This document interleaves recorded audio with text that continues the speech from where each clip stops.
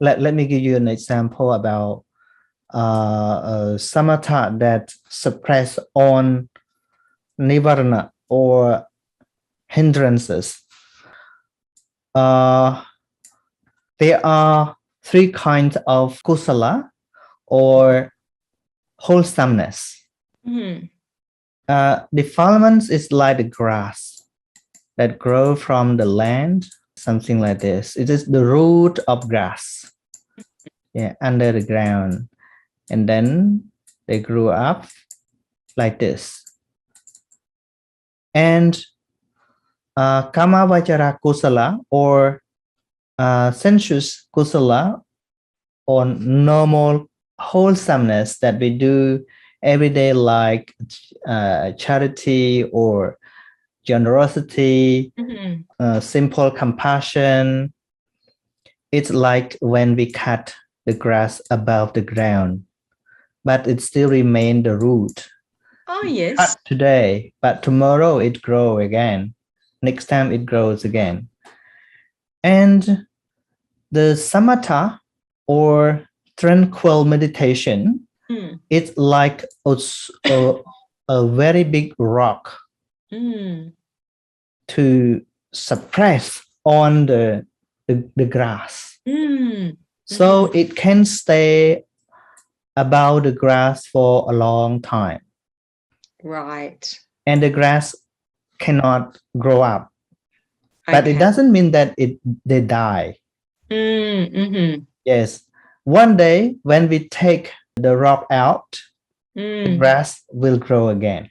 Right. But it takes a long period that the grass cannot grow up. Like the more people cultivate samatha or tranquil meditation, their mind calm for a long period of time. But it doesn't mean that all defilements are eradicated. It just temporarily suppressed. Right. In this context. So it's even more effective than wholesomeness. Effective than simple wholesomeness. Simple wholesomeness. In daily life. Yes. Got it. For example, when we get angry and then we consider, I should not do this. And then we forgive to someone who have done something wrong. And then our mind become better. So when we forgive to someone, it means wholesome arise at that time. But if someone do bad thing again, we get angry again. Right. It happened a short time. Wholesomeness in daily life is happen in a short period. And tranquil meditation, it happened a long period of time. But it doesn't mean that it can kill the defilement. Just suppress. Right. Nivarana. Yes. So hindrances. And the best wholesomeness is called lokotara citta here, or supplementant cittas. Supplementant cittas is arise for those who have developed right understanding to the maximum level. Then the lokotara citta can cut the root of grass. Yes. So next time the grass don't grow up anymore. Right. Yes. They become Aryan, or those who completely eradicated defilement. Yes.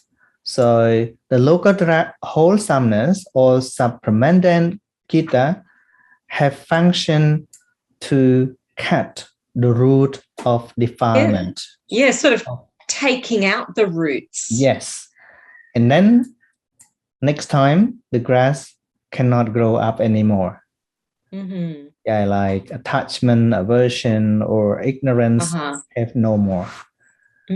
So this is the last destination for those who follow the Buddha's path. Yes. But if we still in this wholesome and this wholesomeness, the grass still have the chance to grow up when we careless. Right. Yeah. It's the same thing as when we have a disease. When we just use painkiller, the virus still exists in our body. It makes us sick again. Right. Yes. When all virus have completely cured, it means we are fine. We won't get sick again because of that virus. Oh. So when the tranquil meditation is developed, all these cetasika arise again and again and again for a period of time. So that is why these all cetasika can work their function to suppress the hindrances or nivarana. But it is not the end of practicing Dharma. It is just to hold back the nivarana, not to kill. It's like to put the big rock above the grass. Got it. Yes. But the most important is to develop vipassana to cut the root of defilement. Yeah, it's the same thing as when we feel sick, not just use painkiller. The tranquil meditation is like painkiller, not cure. So do you do much meditation? This kind of meditation, I sometimes do it, but it is not what I like. What I like is to develop right understanding to all objects that experience through the six doors. This is what I like the most. Because when we develop tranquil meditation, is just for those who have completely free time to sit and follow the mind. So yeah, it's also good for those who have time to do that. But I prefer develop right understanding for everyday development. Because we live in the society. I'm not living in the forest. I'm not living in a quiet place. I'm living in the society. So I have to use my eyes, ears, nose, tongue every day. So right understanding of all realities in daily life is very important. Yeah, when we go to the market, when we go shopping, we can use tranquil meditation. We cannot close eyes at the shop. We have to open our eyes. We have to open our ears. So mostly, this tranquil meditation, the Buddha taught the monk. Because the monk lived in Buddha's time, the monks stay apart from people in the quiet place. Yes. Or in the forest. So yes, it's a good time for them to develop tranquil meditation. They don't need to use eyes, ear anymore. But now even the monk live in the society, live with people. So sometimes it's not practical now. Yeah. And what I would like to deliver or to guide people to develop is not that one. It's about vipassana, the real vipassana, the right understanding of all realities through eyes, ears, nose, tongue, body, sense, and mind door, because this is the real world that we are living with. Buddha also taught like that. When we taught the monk, he also raised up this meditation. Like I told you, because the monk live in the forest or in a quiet place, they don't need to use much with eyes, ears, nose, tongue. Yes. But when the Buddha go to teach people, he explained how to deal with the current situation. Mm-hmm. Yes. So when someone is doing that tranquil meditation, first they concentrate on an object. Mm-hmm. Yes. But then as they develop, there's no object. Some people practice that kind of meditation by stare at one thing. For example, they look at the whole of something, or the lamp, the flame of the candle, for example. Yeah. And then they sit in front of that, and then they just stare at the flame, Mm. and then they repeat that tejo tejo tejo mean the flame or the fire. Yes, they just tell themselves flame or tejo tejo again and again. Sometimes they close their eye and then they open their eye, and until the mind become calm and calm and calm. Even they close eye, it's the same thing as they are still opening the eyes. Then they catch the object, and then the mind doesn't think anything else, just focus on that. Yes. And at last they no more open eyes, but the mind just focus on that. Yeah, it's just the way that the mind rests from the 6 doors. So flow only with the mind door. So it is suitable for the monks who live in the forest or in the fast space, but it's not suitable for those who are making business. Yes. You don't think it's useful for people just to calm their minds? From a lot of stress?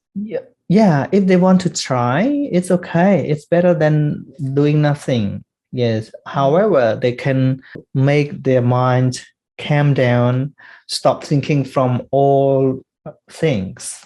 Wow. But it is not been cured. Just rest from the problem. Yeah. Similar getting asleep. Yes. But the way that one develop right understanding to deal with all objects around life, it make their mind energy strong. So whatever arise, can let it be. Don't escape the object.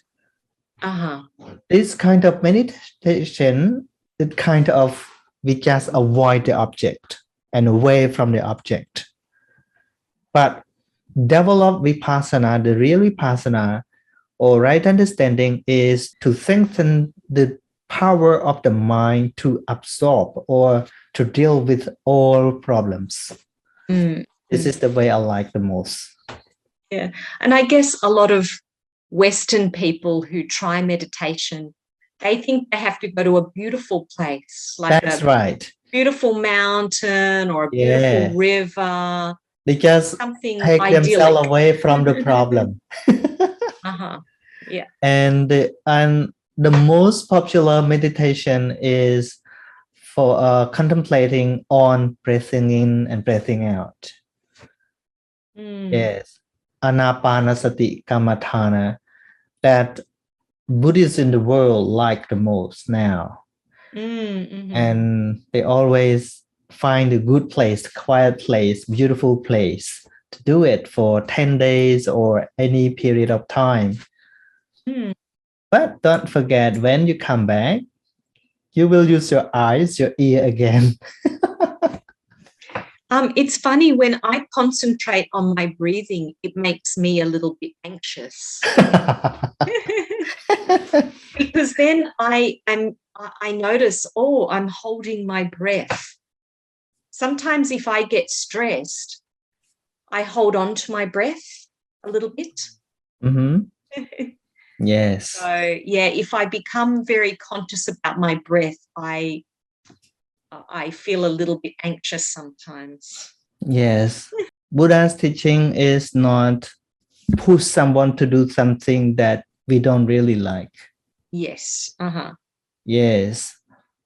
And the purpose of practicing Dharma is to understand the reality of all characteristics of nature or Dharma. Yes. It is not just escaping from problem or to avoid something, but accept everything. We can let things go when we understand the reality of all characteristics of Dharma that arise because of condition. Yes, like when people said something bad of us. In meditation or a tranquil meditation, we cannot hear people say because we go to the quiet place. We sit, even the phone are not allowed to use. Yes. Right? We sit in the quiet place. So we don't hear anything. Yeah. So when we're not challenged. Yes, we are not challenged with that. But the voice or the sounds that experienced by ear consciousness is the reality that we have to understand. It is the real life. Yeah. It is real life. Hearing is real life. Seeing is real life. We have to understand what is happening, what is arising. It is seeing. No one see. This is the trick. When people say I see, it is just the concept. Yeah. Yeah. When we are touched with concept with the word I, we're gonna happy or we're gonna disappointed with what we see, or what we hear, what we heard. Yes. But when right understanding understands the reality of hearing is just hearing, no one hears. This is the key that hearing cannot hurt us. But if the attachment with hearing, so the following consciousness gonna be more attachment or disappointment. Right. Yes. Yes, when we heard some people praise or admire, and they admire me or praise me, gain more attachment with that. When we become happier with that, we are facing with the next suffering. When people stop admire or stop praising and they blame instead, we get more disappointment. Right, yes. But when the right understand about hearing is just hearing, no me or no people here, even they praise or they blame, up to them. It's just the voice, it's just the sound, arise and away. It's like the wind blow through our body and then flies away. Yeah, it is the real life. But it is not easy to develop understanding and to understand the reality around our life. It begins with right study. Yes. Without right studying, there is no any right practicing. Yeah. Without right practicing, the mental development is not improved. So we still live under the pressure of defilement, and then we suffer every day. Yeah. Yeah. In the chat box, I put you have to take baby steps. Small step, baby steps. Yeah. Yes. So bit by bit. Yes, little by little.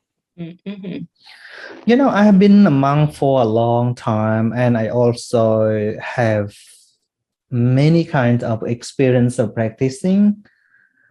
The previous time, I just followed the old monk or elder people, and I could not judge what is right and what is wrong. Mm. You know, I just woke up in the morning and prayed to the Buddha statue, and in the evening, and then I thought it was the right way for practicing Buddhism. Uh-huh. But when I studied the Buddha's story, the Buddha's biology, Mm-hmm. during the Buddha's time, there were no any statue of Buddha. Mm. So all disciples never follow this rule that they have to pay homage to Buddha in the evening or in the morning, because those who really respect the Buddha is those who learn what the Buddha taught Mm-hmm. and then practicing in daily life, respectively or individually, not related with the Buddha anymore. When we focus on seeing, hearing is our own seeing, not Buddha's seeing. Mm-hmm. So you want people to see what are the real teachings of Buddha, That's and right. then what has just become cultural, Yes, rituals. that's right. Yeah. Not just in Cambodia, even in Sri Lanka or in Thailand or Myanmar, most of them practice tradition, not the Buddha's teaching. Mm-hmm. Yes, that is why they easily have argument with each other between the different practicing, Mm-hmm. because they follow their culture. So different country, we have different culture. So how can we join together the same way? We cannot. Mm-hmm. But when we back to the real teaching of the Buddha or original teaching of the Buddha, there is no different. You could say it's Mhm. it's universal. It's universal, yes. Yeah. So when we focus on seeing, everyone can see, right? Can see. Yeah. When we focus on seeing, seeing is just seeing, hearing is just hearing, smelling is just smelling. So we all have the 6 doorways. Mm-hmm.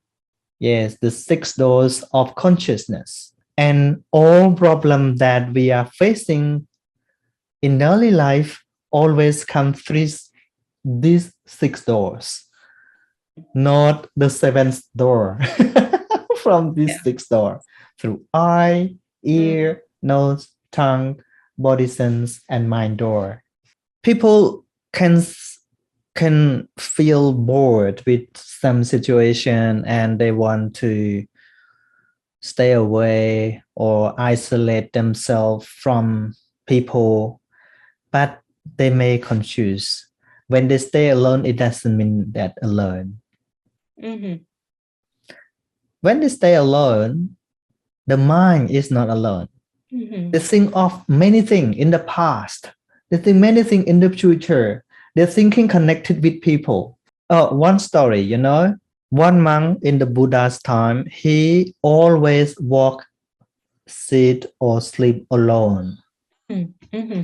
And news about him passed from one monk to another. At that time, when the monk were talking about him, that he always walk alone, sit alone, sleep alone.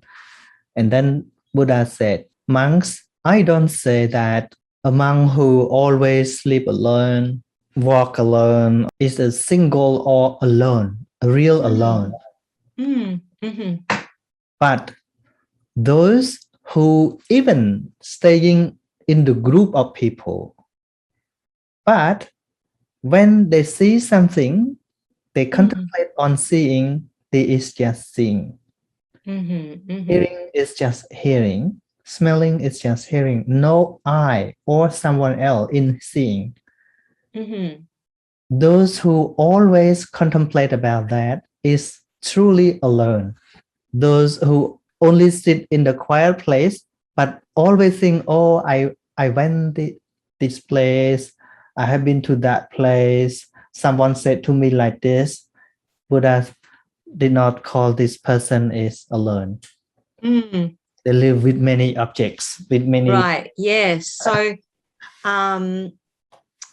being alone physically Yeah, physically, but the mind is not is alone. not so important. That's right. It's what the mind is doing. Yes, they just alone physically. That is why some people who stay alone for a long time, they may think something bad, or they decide to commit suicide because of not just alone but feel lonely. Mm-hmm. Yeah, so I always say alone doesn't mean that lonely. Mm. Lonely, Doesn't. Mm. yeah, some people live with the family but they feel lonely. Right. Yes. You feel lonely. Being alone doesn't mean you have to feel lonely.